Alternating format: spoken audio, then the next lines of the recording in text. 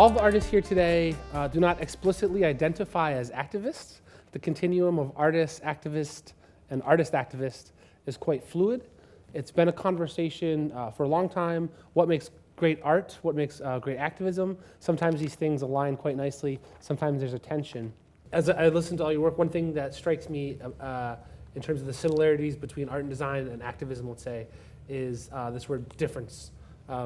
All of your works propose a different world, but also I assume there's some hope that it makes a difference. Yeah, it's interesting. The unwritten, I suppose, subtitle or motto of Symbiotica, and this is something I remind everyone that comes to my research center, is that we're not here to save the world. Everyone promises that they're going to save the world in one way or another, make the future better.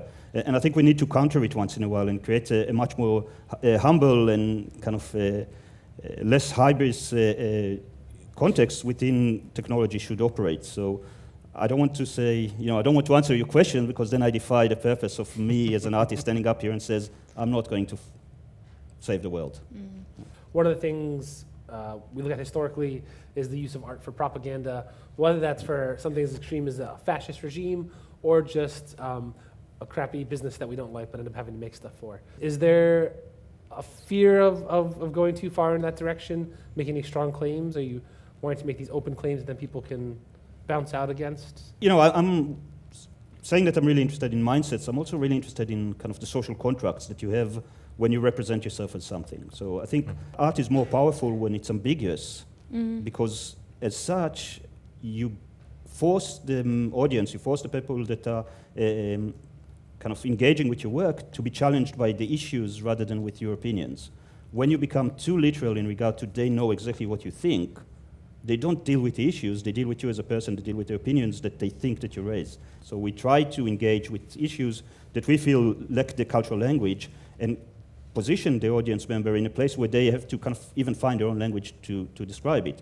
Try to avoid those paths of less resistance. So it sometimes can be quite obscure. Other times our work is being used for purposes which I would never imagine they can be.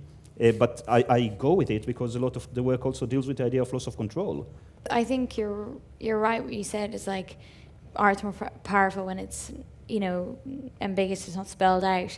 And I think I've been in the past really frustrated. Like I was involved with this group show in Paris, and when it was being critiqued in the media and stuff, there was one opinion especially that stuck out that said something about it was a show about climate change, and the writer was saying how it was very gentle. All the work was very, very gentle.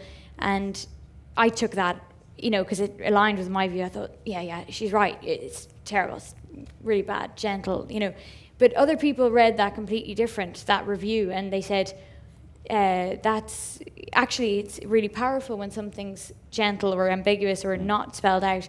I think I'd been coming from being very active and, probably doing a lot of stuff that I wouldn't have included in the slides because I probably shouldn't or can't. But there needs to be a gentle voice, basically. There needs to be a voice that just opens the conversation and doesn't spell things out. When you say, this is my opinion, you shut people, people just shut down. I mean, the people that agree with you are like, yeah, that's great.